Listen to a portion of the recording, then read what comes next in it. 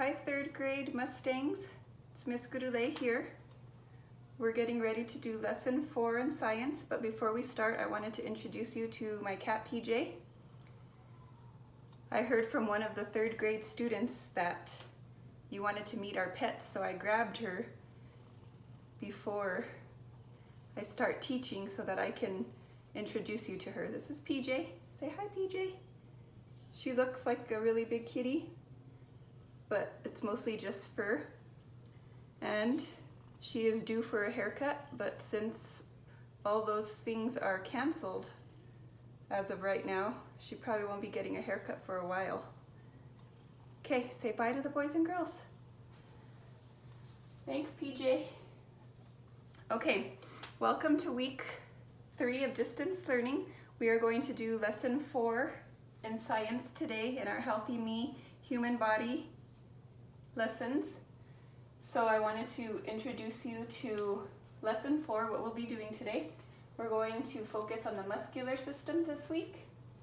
What we're going to do today is we're going to review the skeletal system, and that's what we did last week, and I just want to thank you for all your wonderful pictorial inputs. They came out so great. I was so happy to see them, and I hope that you were able to take away some learning from the chart that you made and also from your cognitive content dictionary. Thank you for sharing those with me. I'm very proud of you, and again, I love seeing your work, and I thank you for sharing that with me.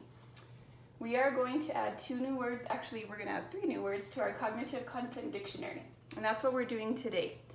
Okay, for Wednesday's lesson, we are going to do our pictorial input chart on the muscular system. We are also going to talk about the function, the parts, and ways to keep healthy in regards to the muscular system. And then of course, next time, we're going to be moving on to the nervous system, and we're going to have a lesson with a close-up of the brain, okay? So boys and girls, as you can see, Miss Gurule is wearing a hat today. So this coming week is Hat Week, and I'm wearing my Isotopes hat in honor of baseball season. And I am very sad because we probably would be going on a field trip to watch the Isotopes play, but since there's no baseball at this time, we don't get to do that. So this week, I would like you to please, for our class meetings, when you join me, please wear your favorite hat. Okay, I might be wearing this one again, or I might be wearing a different one, but it's Hat Week. We have 2 class meetings this week, so please wear your favorite hat when you come to our class meeting. Thank you. Okay, boys and girls, we're gonna start just by quickly reviewing.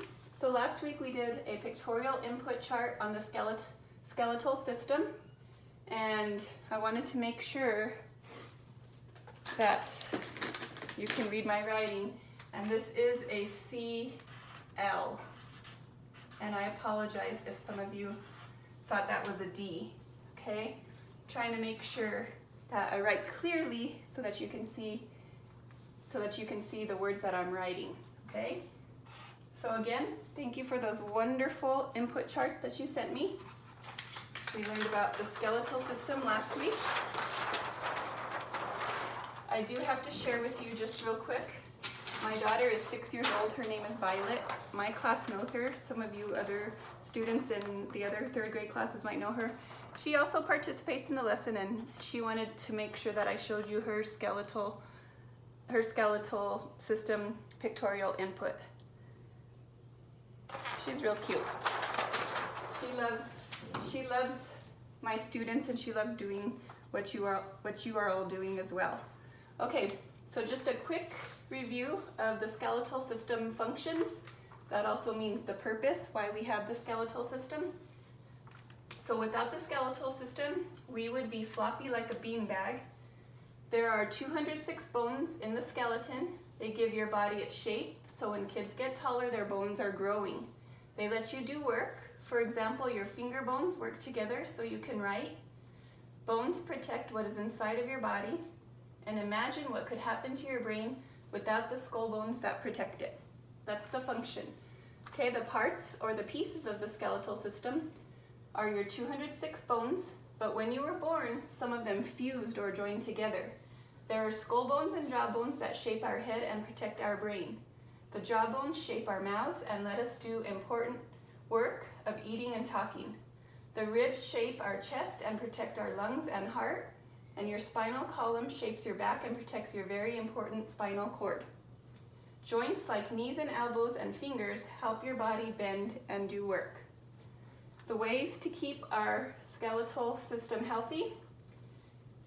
Don't forget that our bones are actually alive. They need oxygen from the air we breathe and nutrients from the food that we eat. Milk helps your bones because it has a nutrient called calcium that bones need in order to grow and be healthy. Because your bones are ridged or don't bend, they can break. When you play, be careful. Use a helmet to protect your skull when you ride a bike. Okay? We'll have these also for our skeletal system. For our muscular system. Okay, boys and girls, we are going to add three new words to our cognitive content dictionary today. But just real quick, we're going to review our words from last week. I'm gonna get my camera here and move you a little bit closer so you can see. Okay, last week we added skeleton, and a skeleton are bones, cartilage, and other materials that support our body.